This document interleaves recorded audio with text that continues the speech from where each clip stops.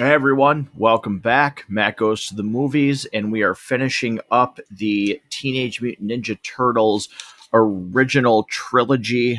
It started with Turtles 1, and now we are here at what some people call Turtles in Time, or just Teenage Mutant Ninja Turtles 3. The last time Rob and I talked, I kind of made a bet that I can't imagine that this is as bad as the second movie, because on a rewatch, the second movie was not as fond as we remembered it. But that is the question today. Is this movie as bad as I remember it? Rob remembers it? Hell, it's 19% on Rotten Tomatoes. It's the worst reviewed one. And Rob, we've been through a lot. We've known each other for a long time. Um, I don't think this is the one, but I'm here to say right off the bat, this is not worse than Turtles 2. Um, Rewatching this and kind of going over things, I actually think there's a lot here that could have worked with a few minor tweaks. I think there's actually a really good, like, bones to like a house here where you could have actually made a really good movie. Um, Whether or not you agree, we'll see, but I this is not as bad as I remember it, and it's no less goofy, it's no less far fetched than the second one. Um, I don't think this is as bad as everybody says this is. So I watched it and I remember not liking this as much as the other two from when I was watching these movies all the time as a kid. I still think this is pretty bad. There's a, I'll come with you, and I kind of want to hear your thoughts on where you think some of these bones are. I'll come with you on some of it. I think there was a framework that if it was better executed, largely where, and I guess I kind of stopped complaining about this movie in my head as I was watching it when I realized like this whole thing really just plays out like a 90-minute version of a really bad early episode of Power Rangers. It's literally like a Saturday morning cartoon or like a Saturday morning serial that's just stretched for time and created at warp speed without any consideration for a red pen like anywhere. That's kind of like when I realized, oh no, this isn't like the second one is bad because they tried to make it good and they failed. This one, I don't know that they really tried to make a good movie necessarily. I think they just kind of like it really does feel like just a Saturday morning kids show plot that they is like, well, let's make it a feature film length. And when you kind of look at it that way, you take it a little less seriously. And it's kind of like there are some things about this that like as a kid made no sense to me, like the time travel thing. Like I have so many questions about how this works. Um, but there's parts of this that are fun. There's parts of this I laughed at, and there's parts of this that direct quote because I watched this again with my son. Direct quote, I wrote it down. This is seriously the plot of this movie. And that was his direct quote. It was right around when the time travel stuff started happening. So that's kind of where I'm at on this. Yeah, I certainly see that, and that's where I think the bones are there with the time travel, whether or not they execute it correctly. But Rob, I'm going to ask you a question right off the bat, and you can think about it through the entire episode. You can give me an answer right away. And for people that have seen this movie, like, okay, think about this in your own, your own terms. Is this movie any better at all if they don't change the turtles' design? Because how distracting are the new suits during this Terrible. movie? Because so is this a better movie if they're in the original costumes?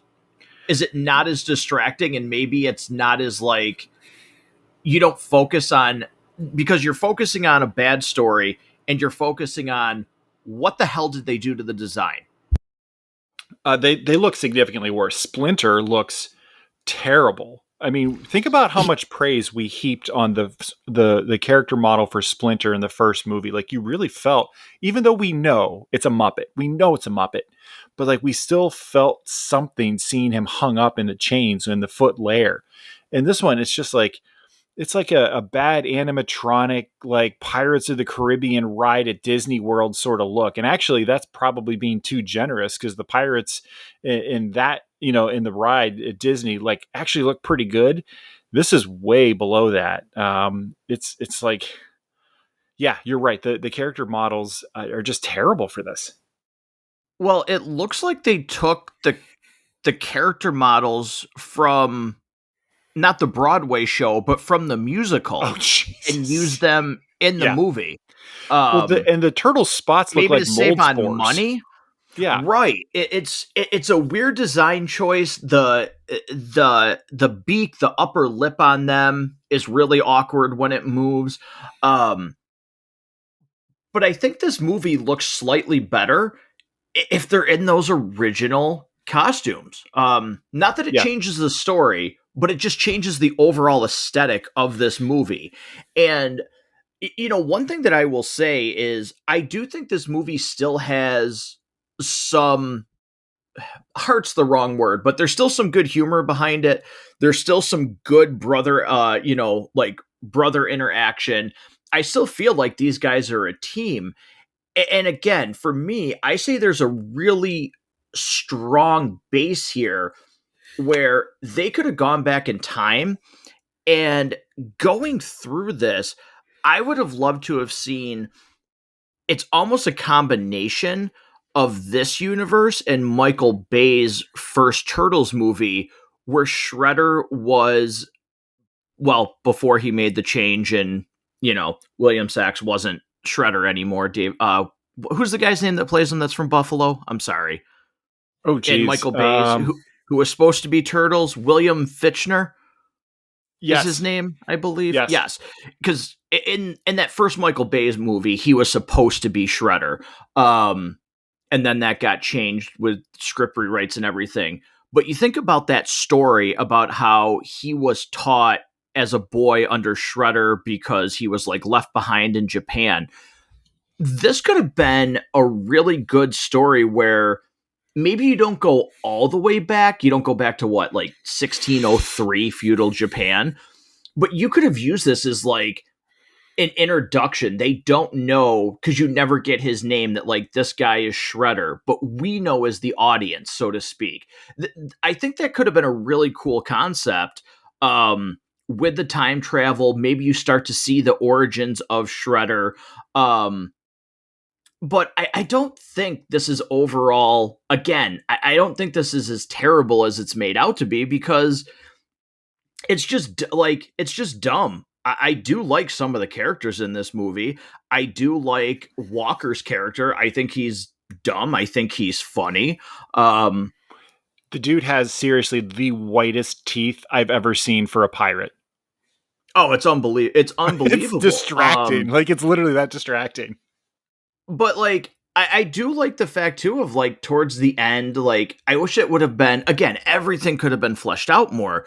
But I like the fact that there's that thought of, well, why wouldn't we want to stay here? Like we're able to just be out in public, so to speak. We're not confined to, we have to stay in this sewer, everything like that. I think there's good things here where you could have expanded on that or made that the movie. And this isn't as bad, and that's what I mean by there's some good bones here. I think Mm. there's a lot of good things that you could think of, that with some better direction could have made this a pretty strong movie, actually. So I'll take that and run for just a second, because I like where you're going with this. Imagine this movie was more of a there's something in here that's never really, like, there's a setup that's never paid off, in that they have these scrolls of the kappa, right, and they look just like our four heroes, and there's a myth, there's a legend about these kappa characters defeating the evil army or whatever. And it's kind of almost like, okay, have have turtles traveled backwards before? Have there been other mutations? Like, it kind of sets this up, but it never bothers really to pay it off. And it's kind of like, well, why did you even bother introducing that? But imagine that the movie shows us kind of the start of what would become the Foot Clan. Like, that would have been cool if they still play with the time travel and show us that, and show us that maybe the title of Shredder was passed down, from person to person, or from master to student, or was you had to usurp it, like that would have been kind of cool to give us that. And the idea that you were just talking about, where the movie focuses more on belonging and the idea of them not having to, which by the way, they've kind of sucked at keeping themselves hidden. Like, they don't even bother in their first two movies to really hide themselves. So I'm kind of losing where, like that's even a priority for them. And it's like, oh, we have to keep hidden. Like, dude, you don't even bother to try ninja rap. Like, come on. But to your point, the whole idea of, we like it better here. We feel like we can just be part of a community here, as opposed to just the four of us, our rat dad, Casey and April and Kino, I guess. They have that ability to be part of something else, and the idea of not wanting to go back, but they still belong there, and they have to swap back with the other four guards. You're right. I think that's a much more interesting idea that really doesn't get fleshed out. Yeah, you could have done that, and you could, because even them going back and switching places, again, you could say that this army is an early iteration of the Foot Clan you know what I mean? Like, maybe not evolved, they've kind of devolved into the first Turtles movies that we know, but imagine this in Japan is the original remnants, the original, you know, the original Foot Clan, like actual warriors with really good fighting skills that get sent to this. You know what? Like, there's a lot that you could have done there, and you kind of see over time as like, maybe again you could tie this all together, and whatever. I'm like basically making my own movie here now,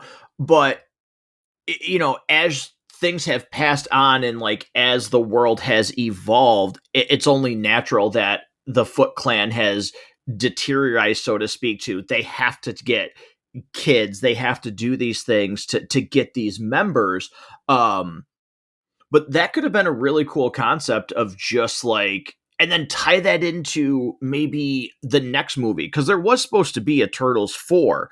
um and I think, at the end of that animated one, TMNT, which I think is actually amazing, it, they make mention that Shredder is going to come back. But man, you really could have done something with this about, the Foot Clan, and maybe the possibility of, it's a lineage of turtles, and this is, again, it's a Turtles movie, I get it, but there's like a Destiny type thing to this. I think you have what could have been a really, really good movie. Now, was that possible in 1993? Hindsight's always 2020, but that's what I mean when there's bones here. You could take a ton of these ideas and run with that. Think about some of the concepts from the second movie, where they were upset that they were an accident. Like, their creation was not supposed to happen. It was an industrial accident. But now, again, if you're thinking back to the idea of, there's these other, turtle like, mutant like figures that have existed before, it's almost though it's destined that they were to be created, that was all supposed to happen. There was something, every few hundred years these heroes emerge. Imagine how much more interesting of a movie that becomes. And it kind of retcons a little bit of the second one, but that's okay. Like, I think that could have been a cool addition to this. And it was to kind of how you started it out. It's a piece of an idea that just never got materialized.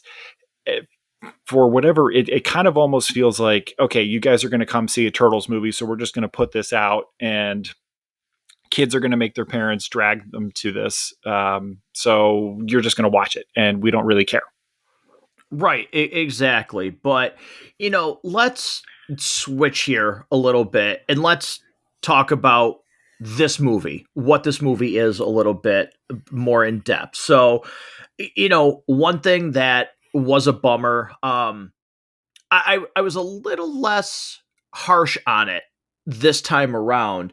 The return of Casey Jones. Perfect casting, by the way. When he comes on screen, and if you remember Casey Jones, you go, yeah, that's perfect casting. He looks exactly like the cartoon. Like, man, that's great. Um, I wasn't as disappointed with his, I guess, lack of participation because I did, for what they were, I did enjoy his scenes. I thought his little camaraderie that he got with the honor guards, that he was basically babysitting, some of that stuff I did like. I did like the hockey thing. Um, so I was a little more forgiving with his role in this movie than I remember being based on my previous views and going, what the hell did you bring him back for? Rob, how did you feel this time seeing him? I think just because I like that character so much, and I like Elias Koteas as him so much, I was just happy to see him again in that role. I thought it was fun. It made sense. I will say this: when he's trying to play hockey with the four honor guard, it has the worst headbutt I've ever seen left in the final cut of a movie. And some of the other real issues I have with this movie are around the fights and the action scenes. They are unspeakably bad at times. But just having him back, there's a little bit of fun that allowed, because you kind of have to do something with those four guys. You can't just leave them with Splinter. Like there's not really anything fun there you can do. So having them show them around New York was really a lot of fun. And having, like, I'd kind of forgotten about the song Tarzan Boy. Had you forgotten about Tarzan Boy? And what a fun throwback to the early Yeah, '90s that was. that was definitely fun. Again, even in the beginning, like the kind of opening when April comes down and she's kind of passing out gifts and stuff, like little subtle things I thought were actually pretty fun. Like when she's like, "This is for Mikey," and he's like, "Yes," and then he pulls out the lampshade and he's just like, "What is this?" Like, it's stupid, but I'm like, this is to me that's no dumber than their banter in the second movie or things that they did in the second movie. So there's things about this, like I said, like, yeah, I think there's fun to be had here. um it's just unfortunate that it does feel like this might have been, they had a couple of different rights from this, and at some points it feels like pages from each script got knocked on the ground and then shuffled together. Hmm. Like script 1, script 2, script 3 got dropped, and then they just combined the pages and didn't bother to go, "Oh, well, hang on, this was from like these pages are from a movie that we envisioned, but now they're in this movie," and they don't mesh together. Because there are times that feel like this is two different movies. Yeah. I feel like if they would have slowed down to just really clearly define this time travel thing, because anytime you introduce the concept of time travel, one of the biggest problems is how do you deal with the inevitable paradox conversation? Like, what are the rules of time travel? And I think maybe this is just a me thing, but I do kind of get distracted anytime there's time travel in a movie, trying to figure out, like, how does this work? What are the rules? Or is this just one of those things? Like, I guess it's in the second Austin Powers movie where Basil just almost kind of looks at the screen and tells the viewer, just try not to think too hard about it, right? Like, I think maybe sometimes I just need to do that. But that was one of the things, even as a kid, that I sort of wished this movie would have defined a little better, or tried to at least help us understand. Like, just even something as simple as, like, when when April's like hanging on to the scepter and she's like, I don't know what it's doing. Like, she's just kind of like holding it. Like, why wouldn't she have just set it down? I don't know. Like, Yeah, hey, this yeah, thing's going you could let crazy. it go. I'm just going to keep hanging on to it. But she's like, yeah, whatever. But when they swap back and forth, um, she keeps her Walkman, but is wearing his clothes. He keeps his sword, but is now wearing her clothes. Good thing they wear the exact same size, I suppose. Like that part, like, kind of doesn't make sense. And then, like, so, like, does it just take random points of history, or is it literally any time in history, four people are touching the scepter at the same time, they could potentially swap? Or anytime there's one person touching it, like, why did it choose that moment and not 10 seconds earlier when she was walking around? Like, I have so many questions about how the time travel thing works that it's just really, like, I don't know. It never feels like they bother to kind of define it. And to me, I think that's a little distracting, but I don't know. Did you think about any of this? Did this bother you, or is this just a me thing and it's just a weird kind of like I should just get over it? No, I mean, look, I think there's definitely some questions there about, yeah, so you're telling me that, and again, you don't need all this backstory, I'm sure, but this scepter has been sitting in this antique store. At no point did somebody in the antique store pick this thing up, look at it, and one of the honor guards or one Yeah, of like somebody else was holding it, they were moving it. Um because it's at one point though, um I don't know what you call him like in history, but the lead guy I of think he's I think they call him of a the daimyo. yeah, the daimyo. He does say like, "Oh, my guards were bringing back." So I believe that village originally had it. So what did they do with it? Did they just keep it in like? Did they keep it in a case? Did they keep it hidden? Like what?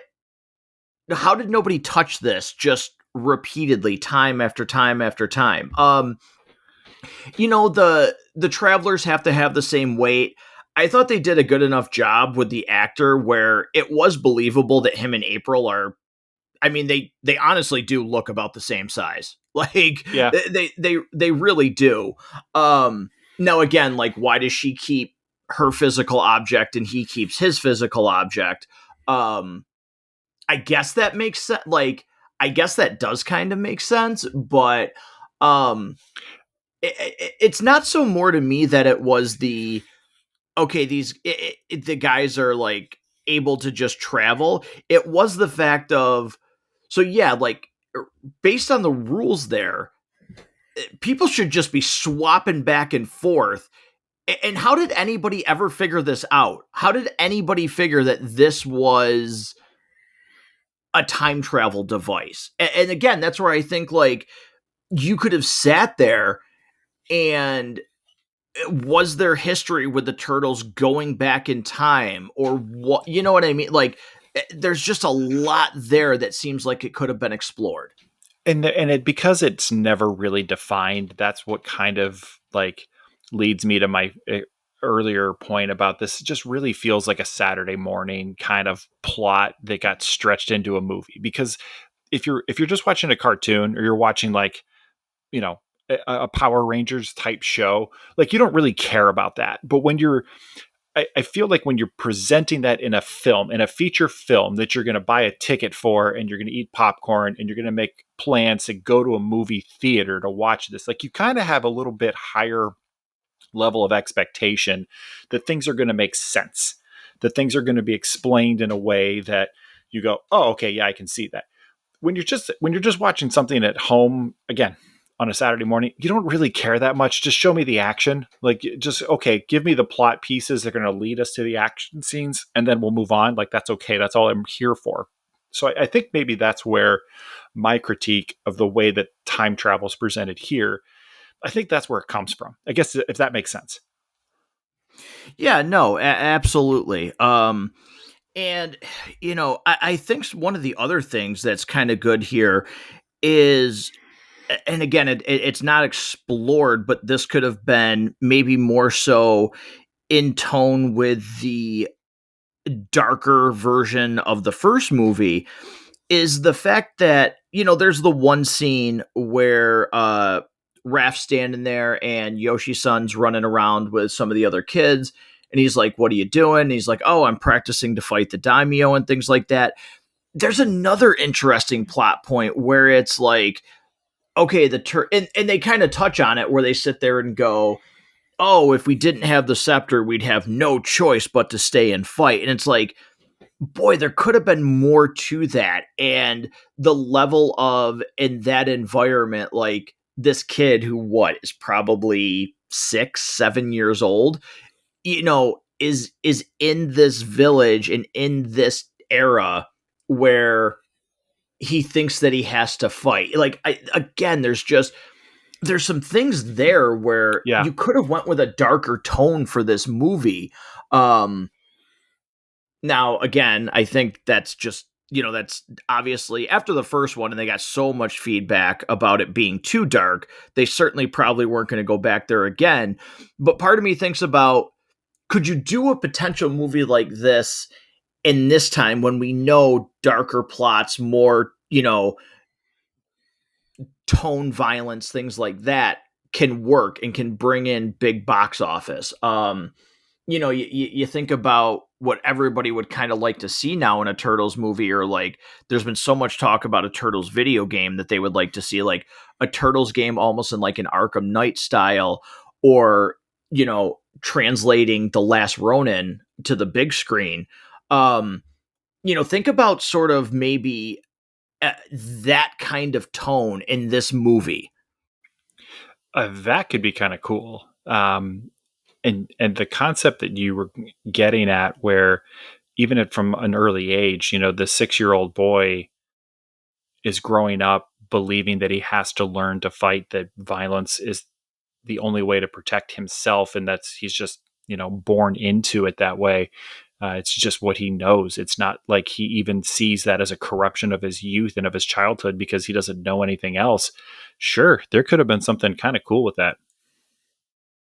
Yeah, no, I think that was definitely, something that we could have gone with. Um, but it, there isn't a lot. I haven't really seen a ton, though, to say how this movie turned out the way it did. Like, what caused them to go with this? I mean, obviously, this was not well received. It's the lowest grossing one, it's the worst reviewed one. Um, one review even said that parents have to come up with new ways to stay awake because this will bore them, Mm. like taking their kids. But again, maybe it's just, again, I accept it more for what it is, and watching the second one so close to this one, there's, to me, there's not as big of a gap between the second and the third one as there was before. I think that's partly because in my mind, and I'll agree with that 100%, but I think that's because the second one moved so far down in my mind.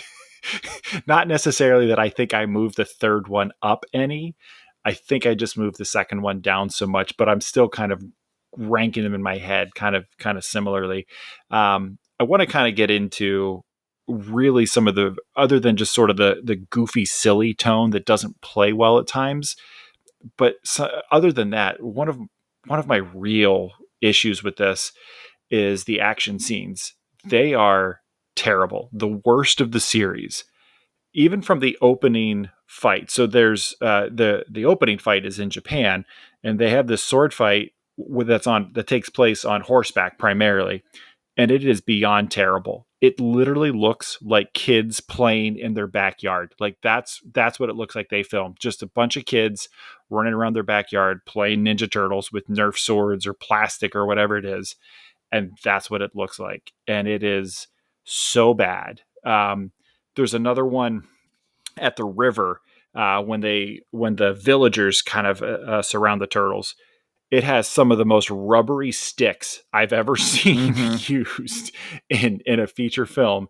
Half the parries happen before the attacks even launch. I mean, they're just like it's really bad. And, But you, That's one thing really quick I will say I totally agree with you on, because I didn't think you could get worse than the second one compared from going to the first to the second. But that is one thing that I will say took a major leap from the second one is I don't know how they managed to make the fights worse than in two. Yeah. Um, and there's so many things in the action scenes, like particularly climactic moments, that just make absolutely no sense. So they do the reoccurring wet willy gag on Niles, and they wait to like wet willy him until just the perfect moment towards the end to make him misfire to knock off the captain's hat before he shoots Mikey. I mean, Mm-hmm. this is unspeakably dumb.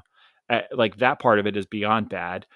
There's a scene later on the beach where Walker has the cannon that he's testing, and he fires it at a target, and it's one cannon firing a single shot, and somehow it chain fires across multiple targets from one shot, all center body mass. Um, that was terrible. And there's this. Then we get to the climax, and Walker's got the cannon again, and the cannon misses, and everybody, all the bad guys who have guns and were just Yes. previously trying to attack the turtles, they all decide because the cannon missed, they were going to stop doing everything they had been previously doing and all just run away. And it makes no sense at all. It is so stupid. There's no justification for why it's happening. This is right before Walker. So remember in the first one we talked about how great it was that Shredder falls off the building, but then gets like squished, and you don't normally Yeah. see that because normally it's the Disney villain, falling off the cliff and into the water. Well, this time we This get is a RoboCop out the window like oh, fall it's without the coolness of him getting blown to bits, but like just the green screen, blue screen, whatever it is. Like he doesn't even splash into the there's no water when you splash. watch it. Like There's no splash. he like transforms into the water, like, and that's one of the other things too is there's a couple of shots where like they show like horses riding or like the background, and it's like this is a painting, this is like not even CGI at the time, this is not a real landscape, like this is a legit painting, like holy cow. Yeah, there's there's definitely like when you see the action scenes, which if you're watching a Ninja Turtles movie, there's really two things I want out of a Ninja Turtles movie. I want there to be fun moments with the guys kind of screwing around, just having fun, getting on each other a little bit, but mostly during the fights, I want them to be like I want it to be kind of fun and different. I don't want it to be like, John Wick style serious. I want it to be like, kind of goofy and kind of silly, but I want the fights to work. I want it to be fun, and I want the fights to be good. Those are the things I want most from any kind of Ninja Turtles, be it a video game, be it a movie, be it, the old cartoons from the 80s and 90s. Like that's what I want from it. And this movie, when it comes to the action scenes, it's an unequivocal failure. Yeah, no, 100%. um and there's not a lot, but there's enough action scenes where you go, "Oh God, you're reminding me of this again." Yeah. Y- don't put this in here, please, for the love of God. Um, so yeah, that's a huge step back. Again, the turtle design of Splinter, that's a huge step back. Um, so there's definitely some things that are glaring issues with this movie. Um, but the one thing that I will say one more time is I do like most of the human, like kind of some of the human performances. Again, I do like Walker's performance. He's kind of like, he's this ignorant buffoon. Um, I do like too, like there's some levity in it, and when April first goes back and he's standing there and they're like, and his oh God, what's his guy's name again? That always gets the wet willies. Niles. Niles. And Niles asks him like, "So what's going on?" And he's like, "Ignorant like buffoons or whatever." He goes and he's like, "We was just wondering." Like, I actually get a genuine like I got a genuine like, "Oh, that's actually kind of funny." Like, Yeah. he's like, "Not you nitwit." Like, I'm like, okay, there's actually some okay humor. Like, there's some okay humor in this. In his over the top, when he's like, "The daimyo thinks you're a witch. Is this true?" And she's like, "Yeah, I shrunk 4 guys and I locked him in there." And he's like, "Done, shrink me, witch." I'm like, that's actually kind of funny. Like, because it's so over the top that I'm like, no, it kind of works. So some of the That does work. performances, though, I do think it works. But the one thing that I'll ask you though is, you think about like Walker's character and how serious he is, and how he's a bad dude, right? Like there's no part of him that seems like there's anything really redeeming to him. And then you look at like the character of Niles and pretty much the rest of the pirate crew, right? Like Wit, the guy that's that's played the same as Casey, that's the same actor. Like he seems like he's possibly with it and possibly also able to be a really bad dude before he redeems himself later. But Niles and the rest of the crew seem like so cartoonishly buffoons that it almost feels like they're like, I don't know. There's something about that. It seems like they're so far apart from one another. Like it's almost like, how does Walker bring along someone this dumb, like this absolutely like this kind of babbling idiot? Like I'm trying to think of another example where the like It's your probably big because he bad. doesn't have to really pay him.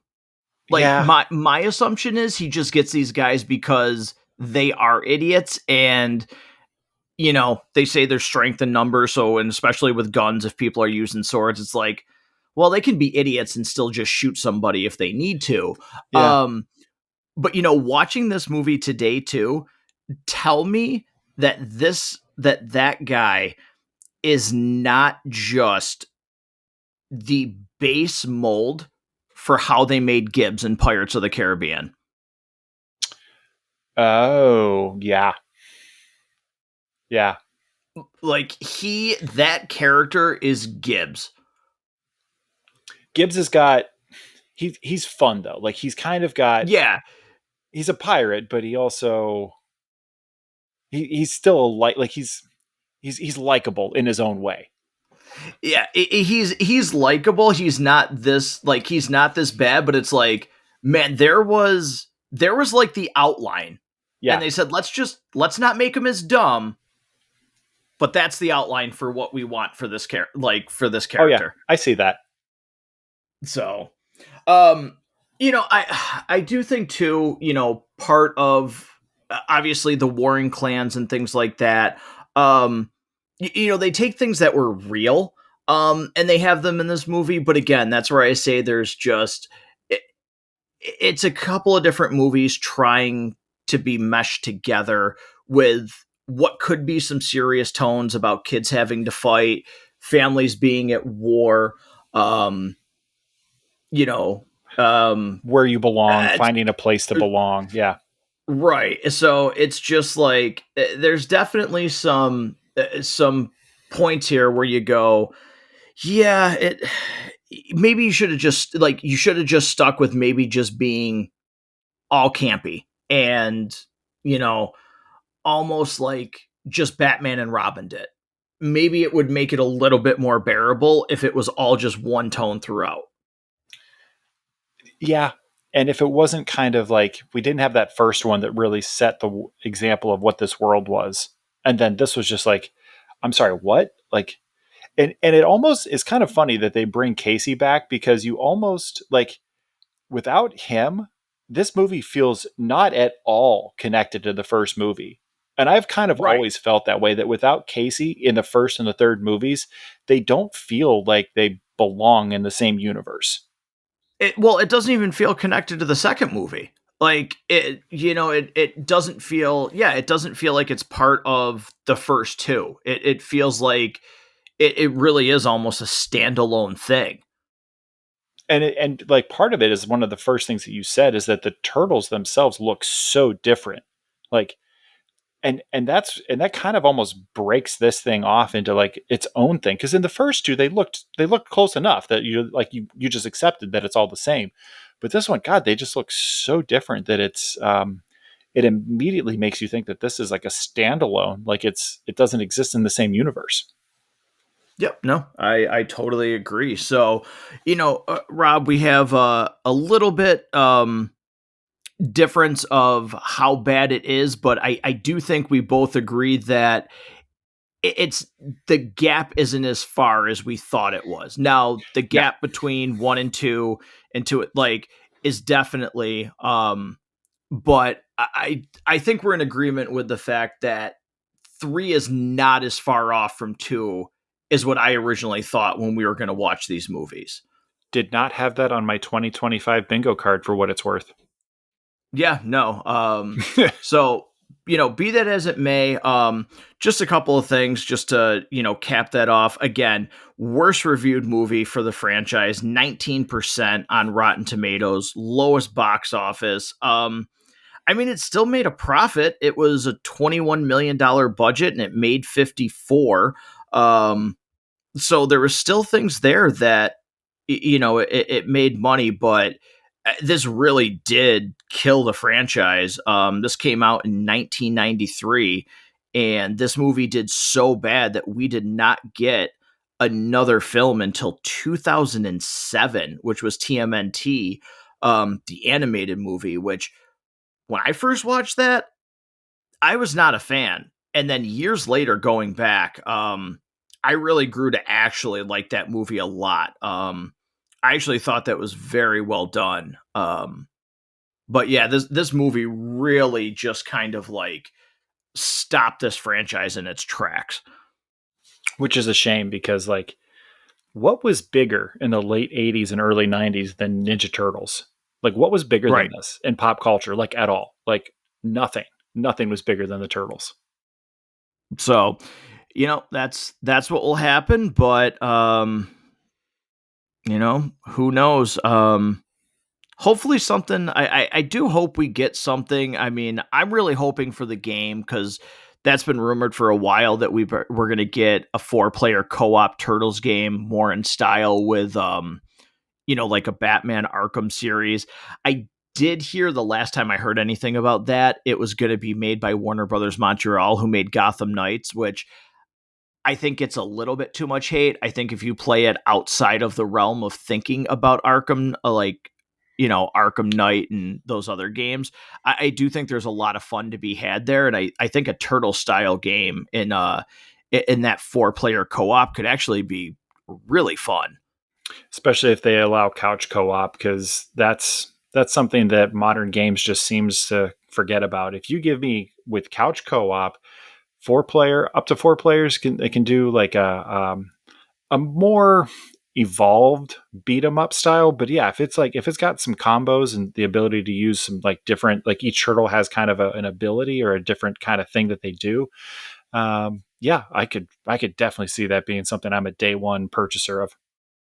Yeah, no, I certainly would enjoy that. So, Rob, any final thought on turtles here? Final thoughts? No. I think I've said everything I need to say about this. Yeah. So it was fun going back, rewatching these, regardless of whether or not they were good, whether or not they were bad. It was fun to actually kind of watch these with a new insight into them. But next coming up is this will be a second watch for me, but a first watch for Rob. We will be sitting down watching Superman, which has dropped on HBO Max, and we will be talking about that movie. A lot of thoughts. I'm very interested to go back, watch this on a second view, because I something that I did enjoy when I went and saw it.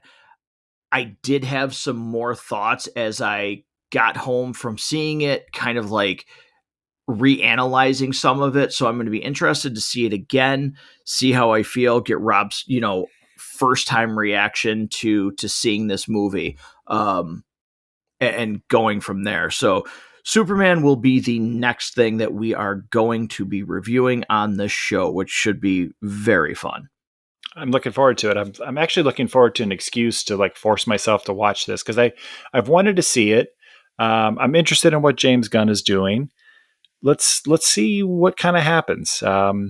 It's a disappointment that the last connected DC universe didn't end better and didn't have more entries that we celebrate the way that I think we were hoping we would when that thing really got going for a variety of different reasons. So let's see if this entry kickstarts something that we can get excited about. Yeah, no, absolutely. I'll be very interested in your thoughts. So, listen, thank you for listening. Everything that you need to contact the show, interact, is all in the notes for this episode. Make sure you can email, go on Facebook, go on Instagram, go on YouTube. Everything will be right here in the episode description. Once again, thank you so much for tuning in, and we'll catch you next time at Matt Goes to the Movies.